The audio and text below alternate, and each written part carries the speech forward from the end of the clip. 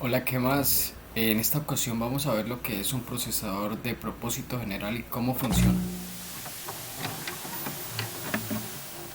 Para entender cómo funciona un procesador de propósito general, vamos a resolver el problema número 2. El problema número 2 nos dice que diseñemos un microprocesador con pocas instrucciones. En el enunciado podemos leer que nos dice que lo hagamos con 8 instrucciones y que son las siguientes, que son cargar en la posición de memoria indicada lo que haya en el acumulador, cargar en el acumulador lo que haya en la posición de memoria indicada, hacer la operación suma, hacer la operación resta, hacer la operación lógica AND, saltar a una posición cumpliendo una determinada condición y saltar a una posición sin cumplir ninguna condición. Además de esto, también incluimos la instrucción no hacer nada. También en el enunciado podemos leer que nos dice que tiene que haber un bus bidireccional y un bus de direcciones. También que debe constar con tres registros, que son el registro del acumulador, el registro del contador de programa y el registro que va a mandar la salida a la unidad de control o FSM. Además de esto, el problema se le incluyó una extensión, la cual nos dice que es agregarle una memoria en el cual van a ir los datos y las instrucciones para el procesador, que son las que están siguientes. Eh, para esto, para completar una arquitectura tipo von Neumann. La arquitectura von Neumann está compuesta de un procesador y una memoria y está conectada por los buses de datos. Ahora vamos a explicar un poco más a detalle la arquitectura von Neumann. La arquitectura von Neumann está compuesta por dos módulos, que son el procesador y la memoria. El procesador tiene la FSM o unidad de control y tiene el datapad. Y la memoria está compuesta por los datos y las instrucciones. Eh, el procesador y la memoria se comunican por un bus bidireccional, que es el bus de datos, y se comunican por el bus de direcciones. Además de esto, el procesador también le tiene que indicar a la memoria cuando queremos leer y cuando queremos escribir. Este es el datapad propuesto para resolver el problema número 2. Este se basa en una solución del libro que ya mencioné anteriormente. Consta de tres registros, una unidad ALU, un sumador, multiplexores, un triestado, y también de algunas compuertas OR. Tenemos el diagrama de estados, que consta de 8 estados: iniciar, búsqueda, ejecución, anda, suba, ada, id, xxa, ida, xx. Ya estos lo que es el datapad y el diagrama de estados lo veremos próximamente mejor. Y tenemos la estructura de memoria. La estructura de memoria está compuesta del programa más los datos. Y tenemos que escribirla de tal manera que primero quede el código de instrucción 0 y luego el dato 0. Código de instrucción 1 y dato 1. Me explico de una mejor forma. Si queremos poner en la memoria la instrucción IDEA 128, que es cargar en el acumulador lo que haya en la posición de memoria 128, tenemos que poner en el código de instrucción 0, tenemos que poner 000, que es la instrucción IDEA. Y en el dato 0 tenemos que poner el número 128, que es la dirección a donde tenemos que ir en memoria. Tenemos que escribirlo de la siguiente forma. ¿Sí? Ya veremos de una mejor forma el datapad y cómo funciona este a continuación. Ahora Vamos a ver más a detalle lo que es el datapad y la máquina de estados. El datapad está compuesto por tres registros, que son el registro que es el encargado de enviar los datos hacia la máquina de estados, el contador de programa que es el encargado de ir dando la secuencia en la memoria, o sea, nosotros vamos avanzando secuencialmente en la memoria, o sea, 0, 1, 2, y cuando hablo de 0, 1, 2 estoy hablando de la dirección de memoria que vamos a ir buscando. El acumulador es el encargado de guardar datos temporalmente y también de enviar los datos hacia la memoria para que sean guardados. Acá tenemos la ALU, que es uno de los componentes más importantes en el datapad y que es el encargado de hacer la operación suma, resta y AND. También tenemos dos multiplexores que son los encargados de elegir las señales, las cuales acá, por ejemplo, van al contador de programa. Y el otro multiplexor que es el encargado de elegir entre estas dos señales que va hacia la dirección. Ya que estos multiplexores son necesarios porque, por ejemplo, para hacer el salto con JZ, o sea, la operación JZ, necesitamos que el contador cambie de posición. Entonces aquí necesitamos elegir eh, la señal en donde viene esa posición en donde va a volver a empezar el contador de programa. Ahora veremos lo que es la máquina de estados. La máquina de estados está compuesta de 8 estados, que son iniciar, búsqueda, ejecución, anda, ada, suba, ida, ida XXA. Estos estados funcionan de esta manera. Primero empezamos en iniciar y salta incondicionalmente a búsqueda. En búsqueda, ahí se va a preguntar por datos y si datos es igual a 7 se queda en búsqueda y si no, pasa a ejecución. ¿Qué es lo que sucede acá? Estamos buscando en los datos a ver si el procesador tiene que hacer algo o no, ya que si datos es igual a 7 le está diciendo que haga la instrucción no, que es no haga nada, entonces nos quedamos en búsqueda. Y la otra es si no es 7, entonces pasamos a ejecución ya que va a ejecutar alguna de las otras instrucciones. En ejecución vamos a preguntar por rdat-in, que es la que nos va a indicar qué instrucción debemos cumplir. Si es 0, entonces vamos a hacer esta, ida. Si es 1, id xxa. Si es 2, anda. Si es 3, ada. Y si es 4, suba. Estas serían 5 y 6, JMP y JZ. No los puse con esa nomenclatura para que pues se entendiera un poco mejor, ya que esos estados se ejecutan en ejecución si los llegamos a tener en rdat-in, ¿sí? O sea, llegamos a ejecución, ahí mira si es 6 o 7, 5 o 6 y ejecuta ahí mismo lo que tiene que hacer y luego pasa a búsqueda. O sea, esa se hubiera puesto como una sola condición, pero en este caso para que se interprete de una mejor manera se ponen las dos distintas. También se hubiera podido poner como dos estados separados, pero pues necesitaríamos más bits para los estados. Y así funcionaría lo que es la máquina de estados y el datapad.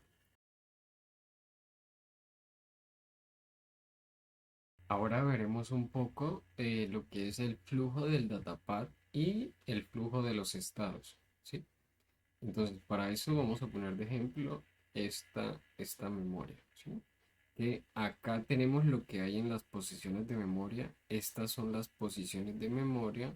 Esa sería la indicación del contador de programa o en la posición que estamos leyendo en ese momento.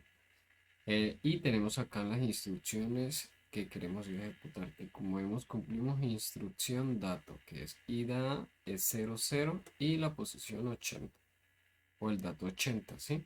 Entonces, para empezar, ¿cómo arrancaría nuestro microprocesador? Él arrancaría en iniciar. En iniciar queremos inicializar nuestros registros, ¿ok? Entonces los vamos a inicializar en cero y para eso vamos a tener estas entradas, que es A1 en 5. Bueno, A1 no importa, puede ser cualquiera, pero en nuestro caso vamos a poner 5. Y las otras van a ser 1, ¿sí? En este fin de iniciar es inicializar los registros. Luego de esto pasamos incondicionalmente a búsqueda y ejecutamos estas entradas. Como vemos, acá en búsqueda el triestado se puso en alta impedancia, ya que en búsqueda vamos a leer lo que hay en memoria. Acá en búsqueda por dirección nos va a llegar la dirección que nos da el contador de programa, que en este caso es cero, ya que acabamos de empezar. Entonces leemos lo que hay en cero, ¿sí? Entonces acá en datos se va a estar mostrando lo que hay en la posición cero, que es el dato 000. Entonces, ahí en datos hay 000 y en búsqueda, entonces preguntamos por datos. ¿Datos es igual a 7? No, no es igual a 7. Es igual a 0. Por lo tanto, vamos a pasar a ejecución. ¿Sí? Una pregunta importante es, ¿por qué no preguntamos por RDAT-IN? Ya que aquí estamos preguntando por RDAT-IN. No preguntamos por RDAT-IN porque ahí en búsqueda, acá en RDAT-IN, no está el dato anterior de lo que hay acá en datos, ¿sí? Por eso preguntamos por datos. Porque acá esto estaría un ciclo antes. Por eso preguntamos por datos allí. Luego, entonces, pasamos a ejecución, ¿sí? Cuando pasamos a ejecución, ya lo que hay acá en datos pasó a RDAT-IN. Y ahorita sí vamos a preguntar por la instrucción que debemos llevar a cabo, que en este caso es la 000, que la estamos leyendo de la memoria acá, ¿sí? Entonces, si es 000, pasamos a ida. Entonces, pasamos a ida y tenemos que ejecutar estas acciones, que son A1 en 4, A1 en 4, ¿sí? Que es deje pasar datos, ¿a dónde? Al acumulador. Listo. Y lo otro en cero. Y acá el triestado lo dejamos en alta impedancia para que no haga cortocircuito acá, ¿sí? Entonces deja pasar acá datos y llega al acumulador y así completamos la instrucción, que es guardar en el acumulador lo que haya en la posición de memoria 80. Cabe aclarar que esto que está acá está en hexadecimal y las posiciones también. ¿Ok? Entonces, cuando ya completamos la instrucción, eh, el contador de programa suma 1 y pasamos otra vez a búsqueda. En búsqueda vamos a volver a repetir el mismo proceso. O sea, en búsqueda vamos a ver si dato es igual a 7 o no es igual a 7. Si no es igual a 7 pasamos a ejecución y así sucesivamente. Lo que queremos entonces es como completar los ciclos de ejecución, ¿sí? O sea, primero es búsqueda, eje- ejecución, que es buscar lo que tenemos que hacer, ejecuta y vuelve otra vez en búsqueda, ¿sí? Y así formando un ciclo. Lo que tenemos que notar es que en búsqueda miramos si tenemos que hacer algo o si no tenemos que hacer nada. En ejecución ya pasamos ahí porque tenemos que hacer algo. Entonces, en ejecución vamos a leer la instrucción, ¿ok? Leemos la instrucción y luego ahí, cuando ya leemos la instrucción de lo que tenemos que hacer, pasamos a realizar la instrucción. Y cuando pasamos a la instrucción, vamos a leer el dato de esa instrucción, ¿sí? Como ya lo vimos anteriormente, acá, ¿sí? Cuando estamos en ejecución, vamos a leer la instrucción, que es 000. Y cuando pasemos a ida XX, vamos a leer el dato, ¿sí? Leemos el dato con el que vamos a hacer la instrucción. Eso para una mejor comprensión. Ahora vamos a explicar el módulo de memoria. Este está conformado por un triestado y por la memoria, ¿sí? Tiene la entrada del reloj, tiene una entrada por donde le decimos que habilite la escritura o que no, tiene una entrada para la dirección, una salida por donde nos da lo que queremos leer, tenemos una entrada por donde tenemos que mandar los datos que queremos escribir en memoria, ¿ok? Entonces, ¿cómo funciona este módulo? El problema nos decía que si queremos leer, tenemos que enviar uno. Y si queremos escribir, tenemos que enviar cero, ¿sí? Para eso, entonces, se puso el inversor. Esto para invertir la entrada de RW para cumplir con el problema. Entonces, si por RW entra un uno, o sea que queremos leer, entonces el inversor va a mandarnos por el habilitador de escritura un cero, entonces no se va a habilitar la escritura y esto va a quedar inhabilitado. Y por acá va a ir un cero, va a entrar al triestado. Entra un cero al triestado, el triestado se pone como un cortocircuito y entonces conecta leer con datos. Y entonces así salen los datos de lectura. Además que por acá por dirección se le debe estar indicando pues la dirección, la posición donde debe estar buscando la memoria para que nos mande por acá por leer. Y de forma contraria, si enviamos un cero, el inversor nos va a dar por acá por el habilitador de escritura un uno y acá llega un uno, habilita este cablecito de escritura y el triestado recibe 1, por lo cual se pone en alta impedancia y desconecta leer de datos, por lo cual dejándonos escribir en memoria. Y también acá por dirección tiene que estar entrando la dirección de memoria en la cual queremos escribir. Y así funciona el módulo de memoria. Ahora veremos un poco lo que es la descripción del datapad. Lo primero que podemos ver acá son las entradas y salidas.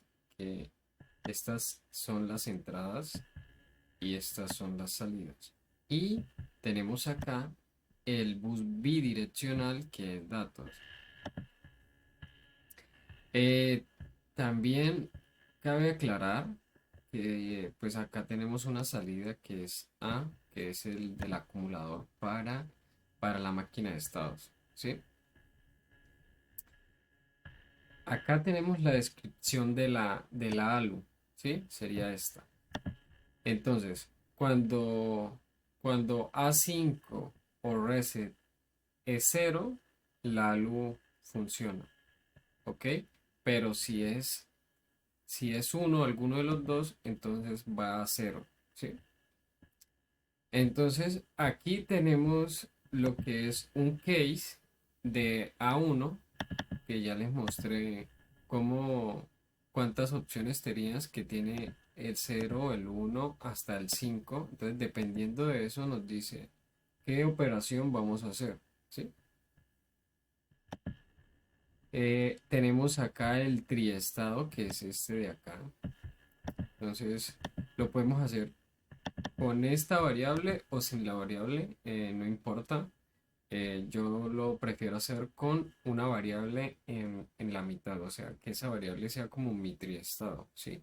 Entonces, si route es uno, se va a poner en alta impedancia.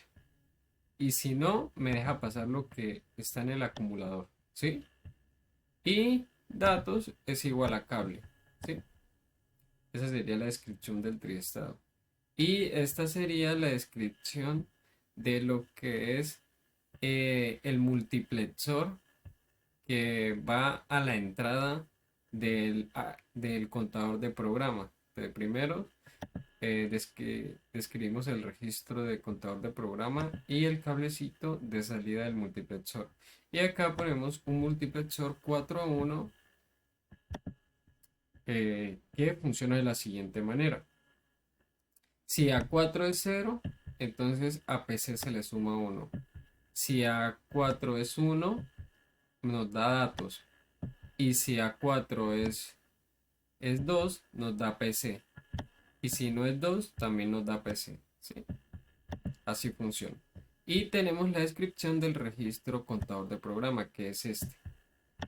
Que pues se activa si A2 o reset no es 1. Y nos deja pasar lo que hay, lo que viene de carga PC, que es lo que viene de acá de este multiplexor. ¿Ok? Y acá tenemos lo que es la salida ¿a qué? A dirección, que es un multiplexor 2 a 1. Y por último tenemos el registro C, que es el encargado de mandarnos las salidas a la máquina de estados por RDAT-IN, que acá lo ponemos que es igual a ese registro y nos da a la salida que es RDAT-IN. Como segundo tenemos lo que es la máquina de estados. En la máquina de estado pues tenemos que poner pues, primero las entradas y las salidas de nuestra máquina de estado, que ya vimos cuáles son y las explicamos de una mejor manera anteriormente. Ponemos los estados como parámetros para poderlos llamar de una forma más cómoda. Definimos nuestros estados presentes, presente y futuro de 3 bits. Eh, y tenemos acá el registro de estados que pasa de, de presente al futuro, ¿sí? O sea, lo que se está ejecutando al estado siguiente, ¿ok? Acá tenemos toda la lógica del estado siguiente, que es todo este, desde acá, que ya lo explicamos de una forma más entendible, que básicamente es si reset es cero, entonces pues hacemos el cambio de estado normal, pero si reset es uno pasamos al estado inicial, que ya vimos que con reset iniciamos los estados. Entonces, en iniciar pasa incondicionalmente a búsqueda. En búsqueda depende de si datos es 7 o no es 7. En ejecución, aquí es donde se busca cuál es la instrucción que se va a ejecutar. Si es 0 es IDA, si es 1 es IDXXE, si es 2 es ADA, si es 3 es ADDA y si es 4 es SUBA. Y si es luego de eso, si es JMP o JZ, va a búsqueda. Y como últimos tenemos las instrucciones que cambian incondicionalmente a búsqueda. Esta sería la lógica del estado siguiente y acá tenemos la lógica de salida, ¿sí? Esta lógica de salida, que va hasta acá, es la encargada de decir qué hacer en cada estado, ¿sí? Ya explicamos un poco el estado inicial, que es cómo inicia el programa, y búsqueda, ¿sí? Que es, que es cuando estamos viendo si tenemos que hacer algo o no tenemos que hacer nada. Y ejecución, como ya hablamos anteriormente, que no pusimos JZ y JMP, ya que se ejecuta acá en ejecución, valga la redundancia, eh, ya que si RDAT-IN acá es 5, se va a ejecutar acá de una y va a pasar a búsqueda. Y si es 6, entonces va a ejecutar acá este, ¿sí? Y va a pasar de una búsqueda. Pero si no es ninguno de esos dos, ahí sí va a pasar a la instrucción requerida, que pueden ser las otras que dijimos anteriormente, que sería ADA, SUBA, ADA y esas dos acá al final. Y como último tenemos la descripción de la memoria. Acá en la memoria yo puse el registro de memoria, o sea, vamos a emular la memoria como un array. Tenemos las entradas, que es CLK, tenemos el bus bidireccional, tenemos la dirección y el habilitador, ¿sí? Acá yo puse todas las instrucciones y los datos que va hasta la, la 41 acá. Y estas son posiciones que puse que aleatoriamente puse que eran 4 o 2, ¿sí? Podríamos ponerlas en cero, ya ahí va a disposición de cada quien, ya que pues en la vida física esas posiciones si no las rellenamos serían un cero, ¿ok? Pero acá yo le puse algunos valores, ya que las estamos utilizando en estas instrucciones, para que la simulación se vea de una mejor manera. Ya lo veremos próximamente. Y acá tenemos la descripción del triestado. Tenemos cómo escribir en memoria y tenemos lo de lectura que se va a datos y de datos pasa a data por el triestado, llegando a el bus bidireccional que va al datapad. Y esa sería la descripción de memoria. Y por último tenemos el main. El main lo utilizamos para poder unir estos tres módulos, ya que los diseñamos de forma separada para poder ver su comportamiento de una mejor manera. Este código lo pueden encontrar en mi GitHub, en la descripción abajo, y lo pueden utilizar libremente. Ahora veremos la simulación de nuestro microprocesador. Lo primero que vamos a ver es la fuente de simulación, ¿sí? Es muy sencilla, como la ven acá. Acá iniciamos el CLK, le damos una condición inicial, le damos nuestro periodo a nuestro reloj, que es de 0.5 nanosegundos. Iniciamos nuestro reloj en 1, damos reset por un nanosegundo, bajamos el reset y ya ahí ya sigue corriendo lo que hay en la memoria, ¿sí? ¿Qué hay en la memoria? En la memoria ya dijimos que íbamos a poner allí, ¿sí? Y cómo la íbamos a poner, que íbamos a poner instrucción dato, como vemos acá. La instrucción 00, el dato 80 en hexadecimal, la instrucción 4 en binario y el dato 81 en hexadecimal, ¿sí? Entonces, ¿qué nos dice acá? 00 que es ida XX y posición 80 en hexadecimal. Nos dice en el acumulador pon lo que hay en la posición 80, ponlo en el acumulador, ¿sí? ¿Y qué es en la posición 80? En decimal es la posición 128, ¿sí? Que es el 4. Entonces en el acumulador debería aparecer el número 4, ¿sí? Y acá lo que luego tiene que hacer es en memoria, en la posición 2 tenemos en binario el 4, ¿sí? Con el dato 81, ¿sí? Entonces, lo primero que tenemos que ver en nuestra simulación es que empezamos acá el reset, lo bajamos por un ciclo de reloj, acá está, un nanosegundo, ¿sí? Y luego empieza el contador de programa en cero y el estado presente es el iniciar, ya que cuando le dimos reset lo mandamos a iniciar. Y el estado futuro es búsqueda, ¿sí? Cuando pasamos a búsqueda, en búsqueda, ¿qué tenemos que ver? Si el microprocesador tiene que hacer algo o no tiene que hacer nada, ¿sí?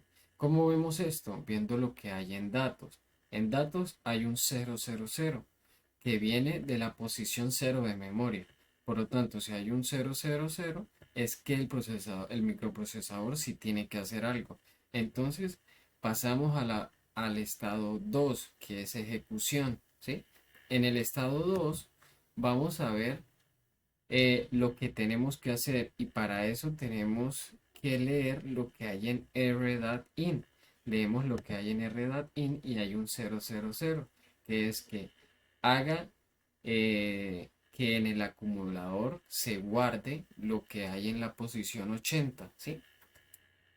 Entonces, ¿qué estado se va a ejecutar? El 6, que es ese de ida XX, ¿sí? Entonces, pasamos al estado siguiente, se ejecuta id XX y lo que pasa es que en el acumulador se va a poner lo que hay en datos, que en datos hay un 4, que es lo que hay en la posición 80 de hexadecimal, ¿sí? Y luego se va a guardar en acumulador, como ven acá, en el estado siguiente. Ya se guardó en el acumulador, o sea, ya se completó la primera instrucción. Luego, la segunda instrucción es la de en binario 4, ¿sí? Y lo que pasa aquí es que de acá, de esa instrucción, ya estamos en búsqueda, porque ya pasamos de aquí de IDXX a búsqueda. Y aquí en búsqueda volvemos a repetir el proceso. Miramos si en datos es 0, es 7 o no es 7. Acá datos no es 7, entonces si tenemos que hacer algo, entonces pasamos a ejecutar. En ejecutar vamos a ver qué instrucción tenemos que ejecutar. Entonces, para eso miramos en RDATIN. En RDATIN está el 4. Y entonces tenemos que ejecutar eh, la instrucción 4. Y así sucesivamente. Hasta aquí este video, espero hayan entendido muy bien. Cualquier duda me pueden escribir en mis redes sociales. Gracias por verlo.